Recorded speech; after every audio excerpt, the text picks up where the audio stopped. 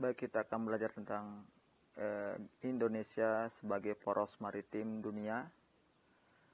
Ini namun materi kita adalah karakteristik wilayah daratan dan perairan Indonesia. Karakteristik wilayah daratan, pertama dataran rendah. Ya, biasa dataran rendah itu adalah dataran rendah yang berketinggian 0 sampai 200 meter dengan lapisan tanah horizontal, datar. Kemudian ada dataran tinggi, ini yang di atas 200 meter masih bisa melakukan kegiatan pertanian. Kemudian ada bukit dan perbukitan, itu kurang dari ketinggian kurang dari 600 meter. Kemudian ada gunung. Gunung bagian dari permukaan bumi yang menjulang lebih tinggi dibandingkan dengan daerah sekitarnya dengan ketinggian lebih dari 600 meter. Kemudian ada karakteristik wilayah perairan. Ada namanya batas laut teritorial, yaitu status batas laut yang ditarik dari sebuah garis dasar dengan jarak 12 mil ke arah laut. Ya. Kemudian ada batas landas kontinen. Landas kontinen adalah dasar laut yang jika dilihat baik dari segi geologi itu adalah lapisan batuan, struktur lapisan batuan. Kemudian geomorfologi, bentuk muka bumi, merupakan kelanjutan dari kontinen atau benua dengan kedalaman tidak lebih dari 150 meter. Ya, batas ini diukur mulai dari garis dasar pantai ke arah luar dengan jarak paling jauh 200 mil. Ada batas zona ekonomi eksklusif, ini adalah sejauh 200 mil dari pulau terluar pada saat air surut. Ya.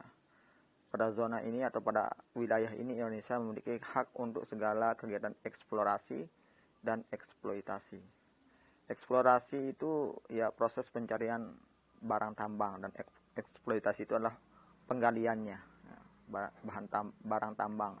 Contohnya minyak, gas, alam dan sebagainya.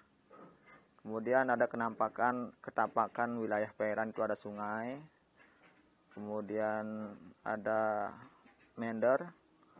Meander itu bentuk aliran sungai yang berelok-elok, ya. Kemudian ada delta. Delta itu material sungai yang hasil erosi yang berasal dari daerah hulu dan diendapkan di muara sungai. Biasanya ini adalah material yang sifatnya lumpur. Ya, lumpur itu adalah hasil dari erosi oleh faktor air. Kemudian ada rawa. Nah, biasa rawa ini ada lumpur. Ya. Kemudian ada danau. Kemudian ada laut, ya, namanya laut. Kemudian ada pantai, ya. Kemudian ada pesisir. Nah, laut, pantai, pesisir itu beda, ya. Nah, bisa kita lihat kalau laut itu sekumpulan air yang luas. Kalau pantai itu ketampakan alam yang menjadi batas antara wilayah yang bersifat daratan dengan wilayah dengan bersifat laut. Dan pesisir, ya. Pesisir itu wilayah yang lebih luas daripada pantai, ya. Kemudian ada teluk. Ini teluk itu biasanya diapit oleh pulau-pulau, biasanya bentuknya segitiga sama sisi, ya. Di tengah-tengah itu namanya teluk, ya. Selat. Nah, selat itu laut sempit yang berada di antara dua pulau, misalkan Selat Lombok dan Bali.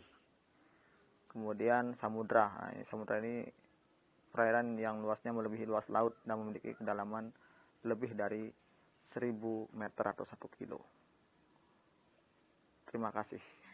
Sampai jumpa.